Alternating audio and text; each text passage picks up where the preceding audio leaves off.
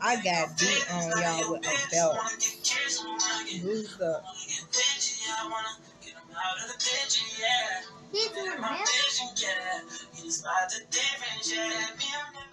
A suspect is now in custody for a triple murder in Chicago. John Matthews was arrested yesterday in Burlington, Iowa.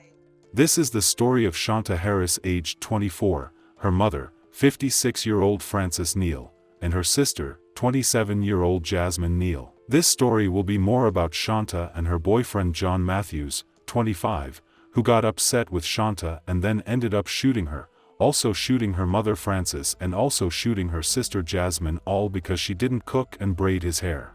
Hello and welcome to Twisted Crimes. Subscribe and hit the like button for more stories. Based on this tragic story, we will be traveling to Chicago, Illinois. Chicago is the most populous city in the U.S. state of Illinois and the third most populous in the United States, after New York City and Los Angeles. Chicago is home to world-class entertainment, impressive architecture, first-rate museums, and an exceptional restaurant scene. Shonta Harris, aged 24, was an easygoing young lady whose friends and family described as loving, happy, sweet, and fun to be with. She studied at the City Colleges of Chicago and got into hair design at the John Amico School of Hair Design, according to her Facebook page. Shonta was in a relationship with a young man called John Matthews. They have a child together and things were going smooth at a particular time in their life until she started posting some negative quotes on Facebook.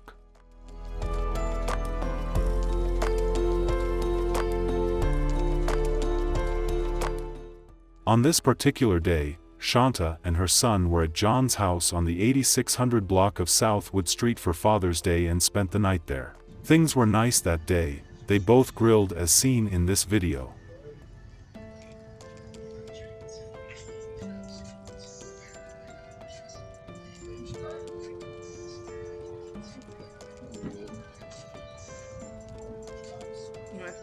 The next morning, John asked Harris to cook for him, but she said no because she wasn't feeling well. He then told her to braid his hair, but she again declined because she wasn't feeling well. All of this enraged John.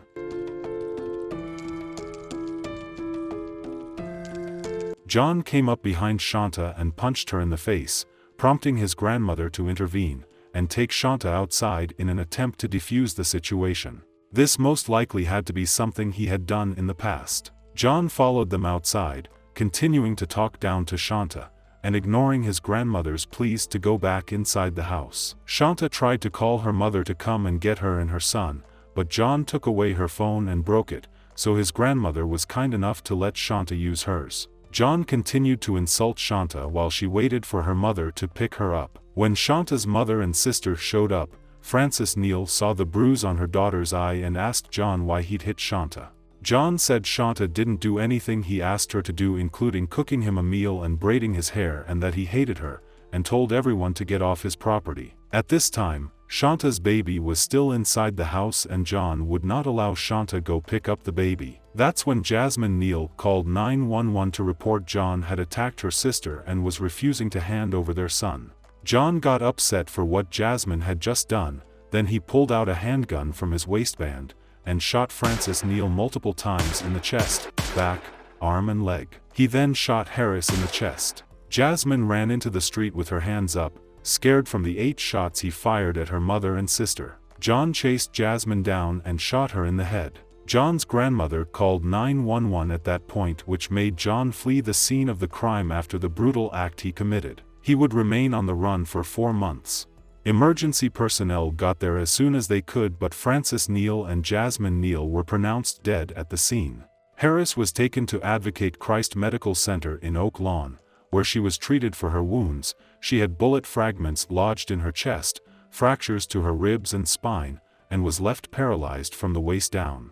Even though he was long gone, police went to the scene of the crime to gather evidence as much as they can. It was a very sad day for everyone in the neighborhood. Shonta and John's grandmother, as well as at least 2 other witnesses, identified him as the gunman, and a warrant was issued for his arrest. Authorities later tracked down John Matthews in Iowa, after he was involved in a car crash. Police on scene said he initially gave them a fake name, but later identified himself, and was taken into custody. A suspect is now in custody for a triple murder in Chicago. John Matthews was arrested yesterday in Burlington, Iowa.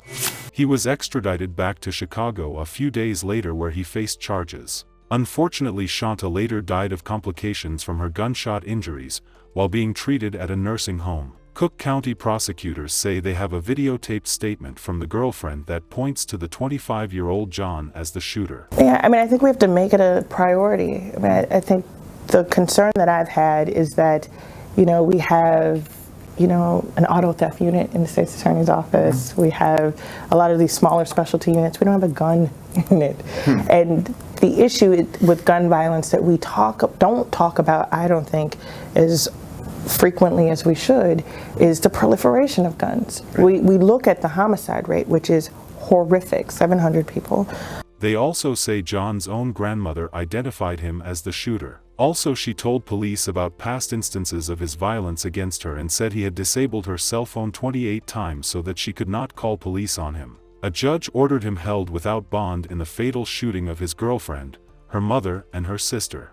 John is due to appear in court again sometimes in the nearest weeks. John and Shonta dated for 2 years and had a son, who was 4 months old at the time of the shootings.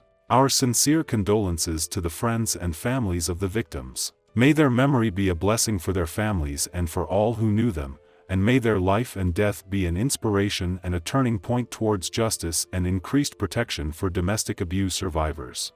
Please stay safe and see you guys in the next video.